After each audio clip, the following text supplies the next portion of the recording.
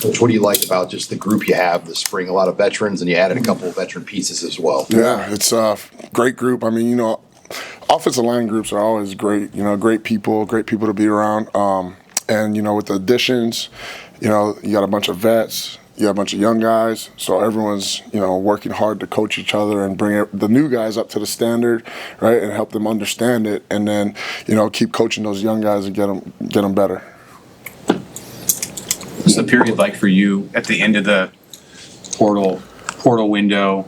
I think Rocco and Elijah Pritchett were the last two to kind of come on board. Can you kind of walk through what that was like for you? Obviously, you knew you had a need there, and you had to be patient to get those guys at the end, right? Yeah, it's man, it's crazy, right? Like you got all these people, and you don't know what's really going to happen with every guy in there, and you go after a few guys and see what happens, and hope for the best, right? For the team, right? Find guys that's going to help the team win, and we got two guys that came in and took to the standard. Obviously Rocco, played for my mentor, Coach Easton, for 1 year, so he understands what's the expectations when, just from playing for Coach Easton. So he's been a great addition, and obviously Elijah as well. So. You had a 2-year starting center who's going to the NFL in Ben. What makes a good center? What are you looking for in terms of components of guys that can take his place and do a good job?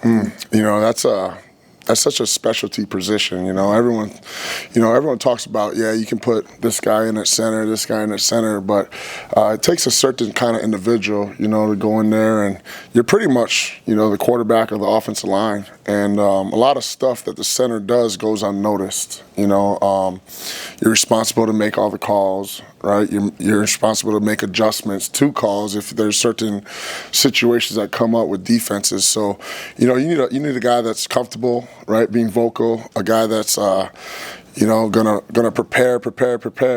Usually the center prepares more than the other guys because they're in charge of so much of everything. And as a center, you pretty much you feel like the whole offense is on your back, right? Because sometimes those guys make calls that no one notices, and then there's a touchdown, but we know. Right, we know how important that is. So that's definitely a specialty position. You look for vocal guys that are, comfortable, doing things that other positions don't really have to do. Right, so.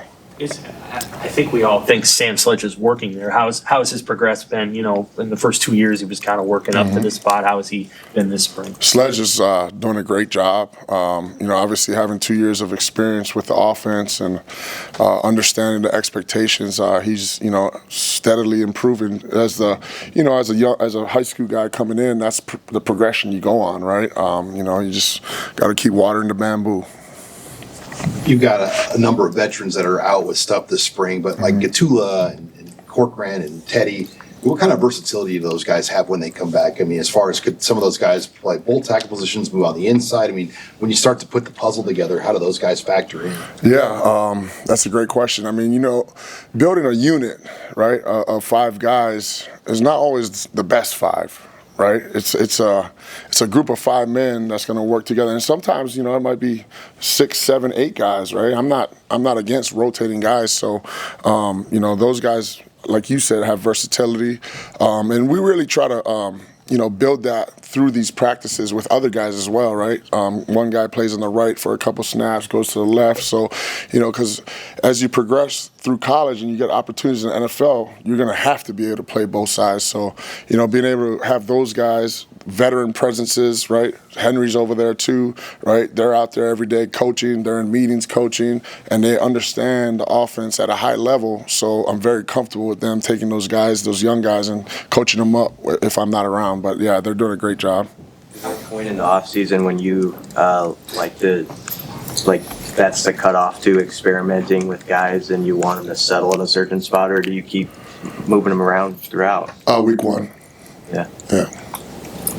But, you just keep building it. Keep building the versatility. You never know, right? Last year, there's some stuff happened, and we had to move some guys around, right? But that's where, you get those reps on task, which gets those guys ready for anything, and you're always looking for the best 5. So we mentioned Teddy and Turner. Like, how involved are those guys at all this spring? Are they just kind of coaches on the field? Are they taking part in some things? Yeah, Teddy's doing everything, non-contact. Turner's rehabbing, and whenever they're on the field, they're coaching. I mean, it's awesome, right? I look over and Turner's over there coaching Elijah, right? He's over there coaching Tyler, right? And then Teddy's over there. Turner's over there coaching when he gets the chance to be on the field, right? After his rehab and his workouts, right? They get out there and they're boom, right, jumping right in it. So it's just another set of eyes that guys with tons of experience that understand the expectation, the standard, and the offense. Rule was pretty adamant earlier this winter about the importance this spring for your second-year linemen, even some of the third-year guys who haven't had playing time.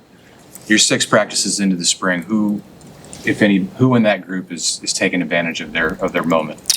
That's there's always flashes of greatness from each guy, So like, you talk about being an offensive lineman coming out of high school, right?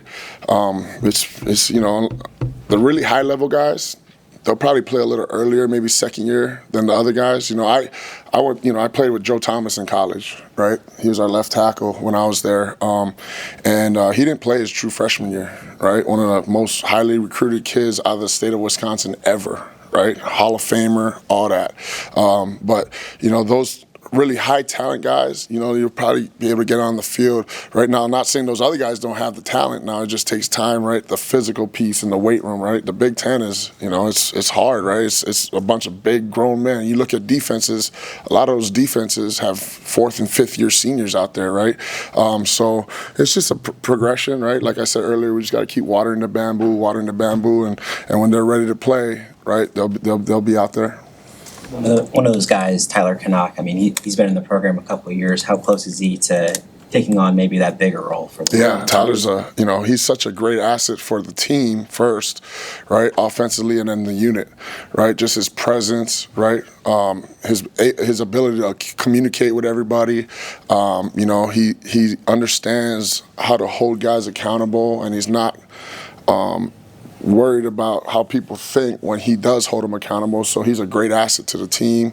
Tyler's taking huge steps, right? And just like all those other guys with reps on task, you get better and better and better. So we'll just keep progressing, we'll just keep going through the process. But yeah, Tyler's doing a great job. Cam Jurgens was in, I think. We saw something on social media about him talking to the team. How valuable is it to have a player not only who played here, but a Pro Bowler and a Super Bowl champion talking to your linemen?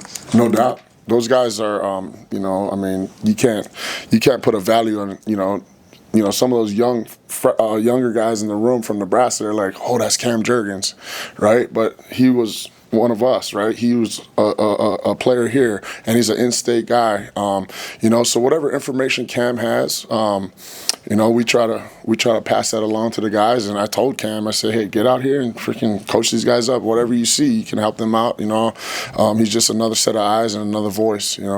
What's it been like getting kind of a normal runway with Coach Holgerson after he came in and drinking water from a fire hose there the last 3 or 4 games? Yeah, it's great. Communication's been great. Obviously, keeping things simple, right? Mastering a few things here and there. But Coach Holgerson is. I'm just blessed to be, not only with a guy like Coach Holgerson, but just this whole staff, Coach Rue, and everybody else. It's just, I'm just grateful to be in this position to be able to, work with guys like that. Dana said that a lot of the scheme may stay the same because it makes sense to Coach Rule, makes sense to you. What about it makes sense and encourages you? That's more player-driven, When you have a language and a system, right, it's what the players understand, not what I understand, what Coach Holgerson understands. It's what they understand. So Coach Holgerson did a great job of coming in and learning the language, right? There's so many different ways that people call the same play, right? That's football, right? But you go in this system, they call it this, they call it that. And Coach Holgerson came in and just learned what we've been doing the last 2 years. So that's great. Around Dylan every day now for about a year since he's been on campus. Have you seen him grow and change, and how different is he even this spring than he was last spring? Yeah, he's still 19, right? He's still figuring things out. He's still a kid. So, but you can feel his presence a little more, right? Last year we had a veteran, heavy team that he was just trying to gain guys' respect, So notice him speaking up a little more. The work is still the work, right? You either do it or you don't. But I think in that way, I think his leadership, you can hear his voice a little more, so. All good. Thank you. Appreciate it.